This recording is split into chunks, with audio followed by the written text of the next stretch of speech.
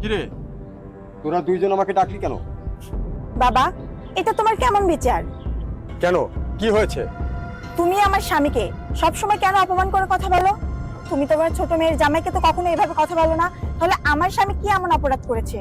ও, আজ আমি ভালোবেসে বিয়ে করেছি, আমার স্বামী একটু গরিব বলে তোমরা কেউ তাকে দেখতে পারো না? দেখ আপা, তুই আমার জামাইয়ের সাথে তোর জামাইয়ের তুলনা করবি না। বাবা, তোমার বড় মেয়েকে বোঝাও। তোমার বড় মেয়ের যদি আবার আমার জামাইয়ের সাথে ওর ফকির জামাইয়ের তুলনা করে, আমি কিন্তু এক মুহূর্তেও এই বাড়িতে থাকবো না। আমার জামাইকে নিয়ে আমি চলে যাব। চুপ কর পিঙ্কি, তুই কাকে ছোট লোক বলছিস? তুই কি ভুলে যাচ্ছিস সে তোর বড় দুলাভাই, আর বড় দুলাভাই হলো বড় ভাই সমতুল্য। খবরদার তাকে নিয়ে আর একটা আজে বাজে কথা বলবি না। বাবা, সেই মানুষটা গরিব হতে পারে, কিন্তু সে মানুষ হিসেবে অনেক ভালো। সবসময় তুমি তোমার ছোট মেয়ের জামাইকে এত ভালোবাসো, এত আদর করো, কিন্তু আমার স্বামীকে কেন ভালোবাসো না? সে কি এই বাড়ির জামাই না? তোমার ছোট মেয়ের জামাই যদি এই বাড়ির জামাই হয়ে থাকে, তাহলে তো সেও এই বাড়ির জামাই। ওর যতটুকু অধিকার আছে তারও তো আছে, তাই না? থাম তোরা, আমি বলছি। আচ্ছা, তোর জামাই ছোট লোকটাতে কি? ও তো আস্ত একটা ফকিন্নি। ওর কোনো লাজ লজ্জা আছে? হ্যাঁ, লজ্জা শরম বলতে তার কিছু নেই। এত কথা বলার পরেও সেই লোকটা এই বাড়ির মায়া ত্যাগ করতে পারে না কেন রে?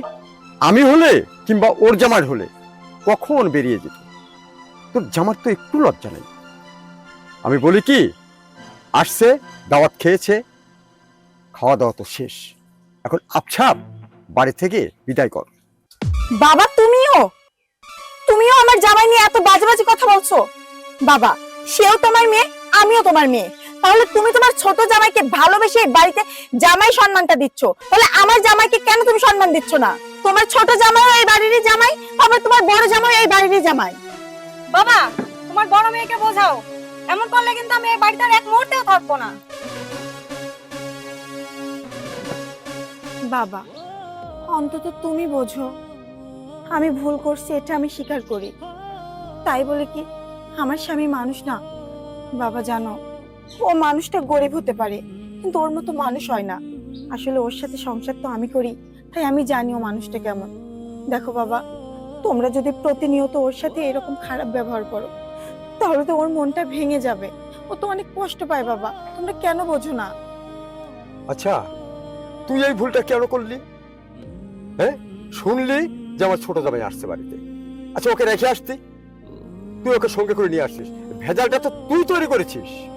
দেখো বাবা, টাকা পয়সাই সবকিছু না। আজ আমার জামাইয়ের টাকা পয়সা নাই জন্য তোমরা তাকে গরিব, ছোট লোক, মুখে যা আসে তাই বলে অপমান করো। কিন্তু দেখো, ও কিন্তু তার কোনো প্রতিবাদ করে না। একটা সময় দেখবে কি জানো, একটা সময় তুমি কোনো বিপদে পড়বা, তোমার এই গরিব ছোট লোক জামাই তোমার বিপদে এসে দাঁড়াবে। আর তোমার এই কোটিপতি জামাই কখনো তোমার পাশে এসে দাঁড়াবে না। টাকা পয়সাই সবকিছু না। তোমরা যে আজ আমার স্বামীকে টাকা পয়সা নিয়ে জন্য ভুল বুঝতেছো, একসময় দেখবা তোমাদের এই ভুলটা ঠিকই ভেঙে যাবে। থাক থাক, ভালো মন্দ জ্ঞান আমাকে আর দিতে হবে না। আমি তোর বাবা, এটুকু মাথায় রাখিস। যেহেতু ছোট জামাই ওকে দেখতে পারে না, ওকে বলে দিস বেশি দিন না থেকে খুব তাড়াতাড়ি যেন চলে যায়।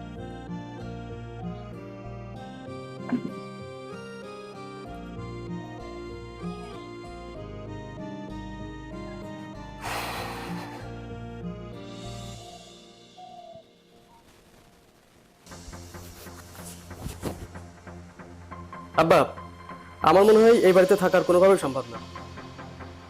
কেন বাবা, আবার নতুন করে কিছু হলো নাকি? নতুন করে না হওয়ার কি আছে, প্রতিনিয়তই তো হয়ে যাচ্ছে। কি হয়েছে? ওই যে আপনার চাকর জামাই, কৃষক জামাই।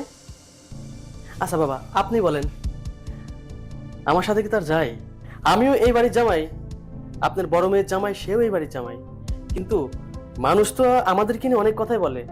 এই যে আপনার বাড়িতে এসেছি আমি, আমার সম্পর্কে তো জানেন, আমার টাকা পয়সার কোনো কিছুর অভাব নেই, কোটিপতি, আমি বিজনেস করি, বিজনেসম্যান। আপনার বড় জামাই, সে একজন গরিব, কৃষক, খ্যাত, চাকর। আসলে এই বিষয় নিয়ে যখন আপনাদের এলাকায় এসে আমি একটা চায়ের দোকানে বসি, আমাকে কত কথা শুনতে হয় জানেন? আমাকে বলে, আরে তোমার শ্বশুর কি পাগল নাকি? হ্যাঁ, বুদ্ধি শুদ্ধি নাই বুঝি? এরকম একটা খ্যাত মার্কা মানুষের সাথে কিভাবে তার মেয়ের বিয়ে দিয়েছে? যখন এই কথাগুলো আমার কানে আসে, তখন আমার কেমন লাগে? সেটাও বড় বিষয় না। এই যে বাড়ির মধ্যে এরকম একটা মানুষের সাথে আমি তো থাকতে পারবো না। শোনেন আব্বা, আপনার বড় জামাইকে সুন্দর করে বোঝান। সে যদি এই বাড়িতে থাকে, সে যদি এই বাড়ি থেকে না যায়, আমি কিন্তু এই বাড়িতে থাকতে পারবো না। আমাকে 1000 বার ফোন দিয়ে আমাকে পাবেন না। শোনো বাবা, তোমার যেমন মনে কষ্ট আছে, আমারও কিন্তু তেমনি মনে কষ্ট আছে। কিন্তু কষ্ট থাকলেও আমাকে ধৈর্য ধরে থাকতে হচ্ছে। তোমার সমস্যা হচ্ছে এটা আমি বুঝতে পারছি। তুমি এগুলো কিছু মনে করো না। তুমি দেখো না, আমি কিন্তু ওকে ছেড়ে কথা বলি না। যখন বলা ধরি তখন কিন্তু একদম হাতে খোঁচা দিয়ে ধরি। আমার কথা কি, তুমি আমার জামাই, ও আমার জামাই। কিন্তু ভুল আমার এক জায়গাটায় করেছে, সেটা আমার মেয়ে। মানে মেয়েকে তো আর ফেলা দিতে পারি না। আমার নিজের মেয়ে, বড় আদরের মেয়ে। তোমার মনের কষ্টটা আমি বুঝি। বোঝার পরেও আমি চিন্তা করি যে আমি কি দিয়ে কি করবো। তো যা হোক, ওর সঙ্গে তো তোমার তুলনা হয় না। তুমি হচ্ছে আমার অরিজিনাল জামাই, আর ও হচ্ছে ধরতে গেলে কামলা জামাই। ওকে কিন্তু আমি কাজেও যা করি, কথা বলার সময় সেটাই করি, কোনো দ্বিধাদ্বন্দ্ব রাখি না। তুমি হচ্ছে আমার একমাত্র কলিজার জামাই। আব্বা, সেটা তো আমি খুব ভালো করেই জানি। ওই মানে ওই একটা বিষয় একটু আলোচনা করতে চাচ্ছিলাম আব্বা। ওই যে কি জমি জমা না কি দেওয়াদেওয়ির বিষয়ে একটু আলোচনা করছিলেন। যদি কোনো কিছু দিতে চান, সমস্যা নেই, আমার উকিল আছে, আমি কথা বলি, কল দিয়ে ডাকি তাকে। আচ্ছা ঠিক আছে, তুমি এটা নিয়ে চিন্তা করো না বাবা। আমি যখন কথা দিচ্ছি, তুমি এক কাজ করো, উকিলের সঙ্গে পরামর্শ করো, কাগজপত্র রেডি করো। আমি শুধু সইটা দেওয়া তো, আমি সই করে দেবো। আচ্ছা আব্বা, আসি একটু। আচ্ছা যাও। আর মাথায় একটা জিনিস রেখো, তোমার বিজনেসের জন্য যা কিছু প্রয়োজন আমাকে বলো, আমি কোনোটাই বাধা রাখবো না।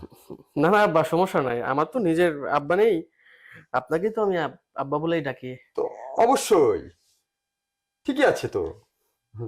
আচ্ছা যাও। আচ্ছা বাবা, যাও যাও। জামাই একখান আমার, মাশাআল্লাহ, এরকম জামাই যদি মানুষের ঘরে ঘরে থাকতো, সবার আত্মাটা ভরে যেত। হায় হায়, সব বড় হয়ে গেছে আমার। আমার টাকা, হায় হায় রে, 1 লক্ষ টাকা। আমি এখন পথের ফকির। আমি কি করব? জামাই আমাকে দিছিল টাকা, আমার যা ইচ্ছা তাই কিনতাম। হায় হায় রে, এ তোরা কে কোথায় আছিস? এদিকে আয়, আমার টাকা। হায় হায়, আমার 1 লক্ষ টাকা। আমি আজ পথের ফকির, আমি পথের ফকির। আব্বা কি হয়েছে? আমার টাকা, আমার টাকা, আমার টাকা, 1 লক্ষ টাকা। আরে হ্যাঁ, আমার ঘরে ছিল টাকা, নাই। মানে টাকা নেই, টাকা নাই মানে টাকা কি হইছে? চুরি হয়ে গেছে। চুরি হয়ে গেছে? চুরি করার মতন তো কাউকে দেখছি না এখানে। এই বাড়িতে চুরি করার মতো কে আছে তুমি বোঝো না?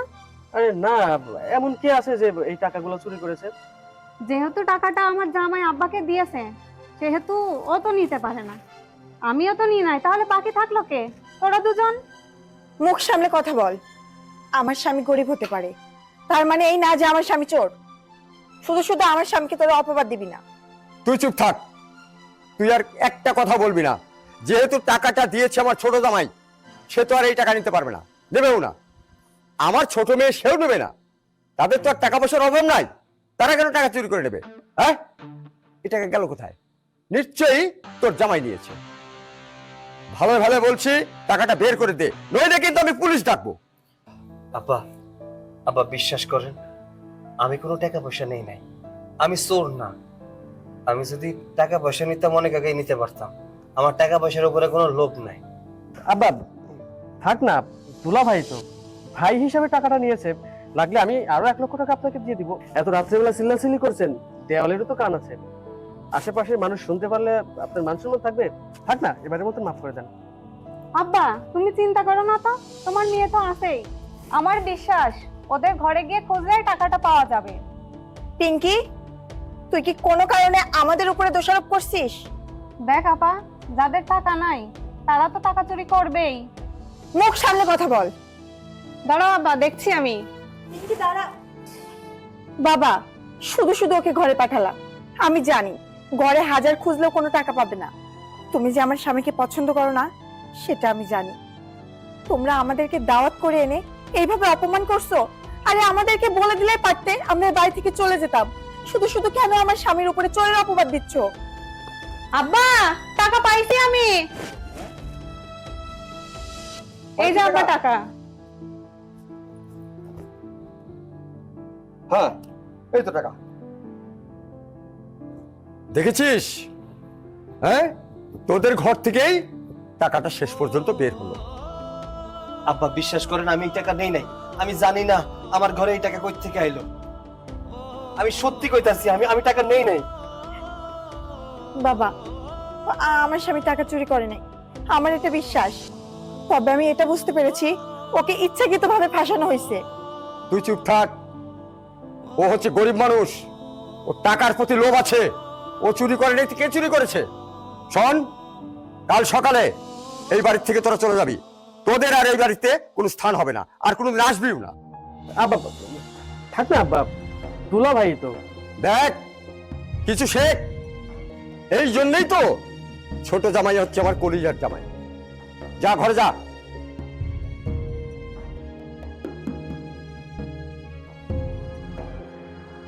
আব্বা টাকা পয়সা নিয়ে কোনো চিন্তা করবেন না, কখনো যদি প্রয়োজন হয় আমাকে বলবেন। জামা জামাইকে নিয়ে ঘরে যা।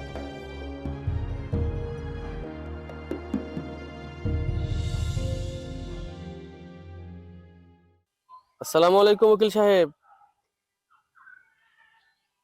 হ্যাঁ, আমি তো খুব একটা ভালো নেই জানেন তো। আমার খারাপ সময়ে আপনাকে স্মরণ করি, আমারও লাভ হয়, আপনারও লাভ হয়। হ্যাঁ, বিষয়টা হচ্ছে ওই যে আমি আপনাকে টাস্ক দিয়েছিলাম আমার শ্বশুর বাড়ির জমি জমার ব্যাপার নিয়ে। আমার শ্বশুর আমাকে একটা জমি লিখে দিবে, তো আমাকে তো প্রচুর পরিমাণে বিশ্বাস করে। আমি এমন একটা ব্যবস্থা করব যাতে সবকিছু আমার হাতের নাগালে চলে আসে।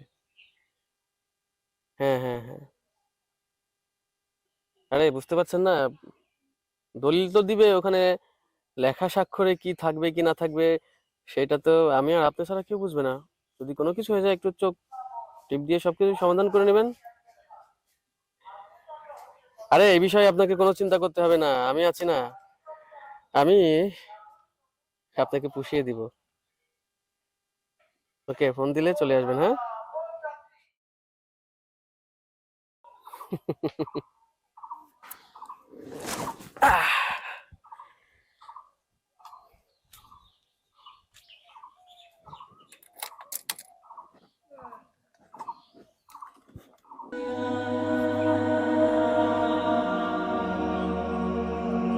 আমি চাইলে সেদিনই আপনাকে বাড়ি থেকে বের করে দিতে পারতাম, কিন্তু দেইনি। কেন জানেন? তার একটা কারণ আছে। সমানে সমানে না হইলে খেলা জমবে কি করে দুলা ভাই? আপনি একজন ডিবি অফিসার, সেটা আমি খুব ভালো করেই জানি। তুমি এসব বিষয় জানলে কি করে? ভয় পাবেন না দুলা ভাই, আমি আপনার পরিচয় কাউকেই বলবো না। আপনি আমাকে বললেন না আপনার পরিচয় আমি কিভাবে জানলাম, আপনি জানতে চান? শুনুন তাহলে। হ্যালো, এভাবে আর চুপচাপ বসে থাকা যাবে না। আমাদের যা করতে হবে একটু দ্রুত করতে হবে, বিকজ দিন দিন ওর সাহস বেড়ে যাচ্ছে। তাই আমি চাই না যে আমার শ্বশুরের সমস্ত সম্পত্তি যেন সে নিজের নামে করে নেয়। আর হ্যাঁ, ও কিন্তু জানে না যে আমি ডিবি অফিসার। এই বিষয়টা আমারও সাবধানে থাকতে হবে। আমি যখনই ফোন দিব তখনই চলে আসবে, ঠিক আছে? আচ্ছা, ওকে।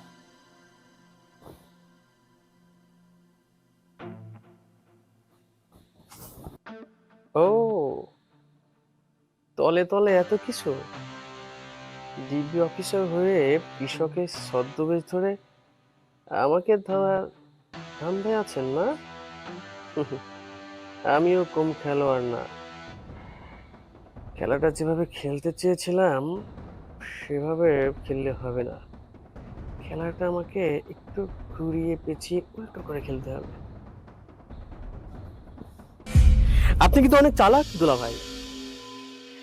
আপনি যদি চলেন গাছের ডালে ডালে, আমি চলি গাছের পাতায় পাতায়।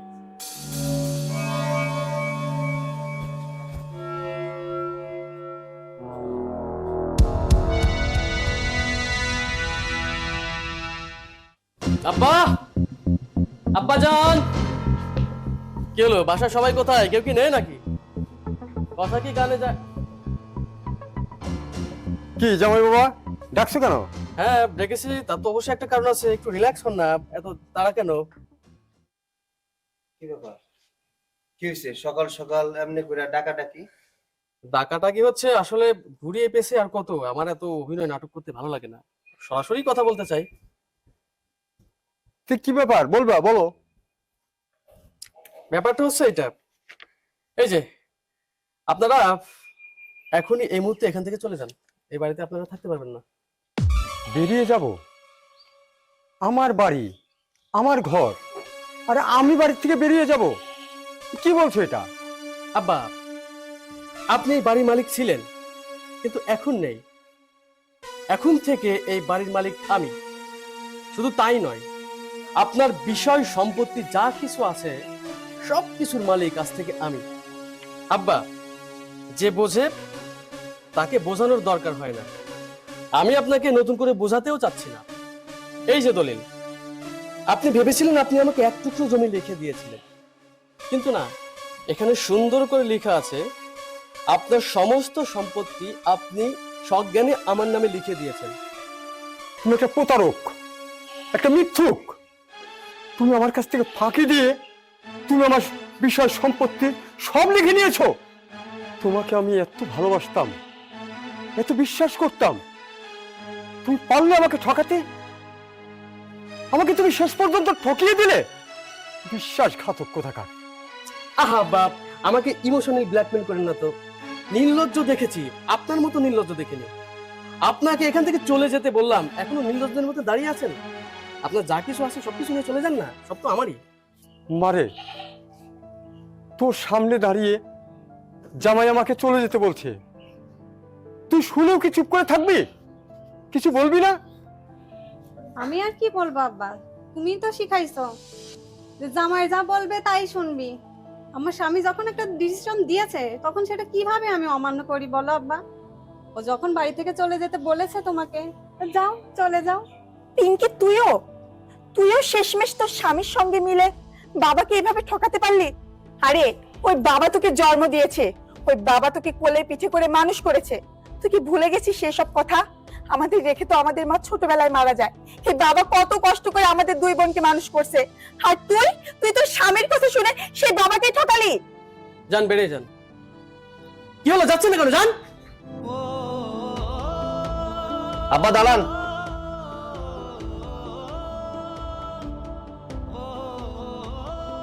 এখান থেকে আমরা কেউ যাব না।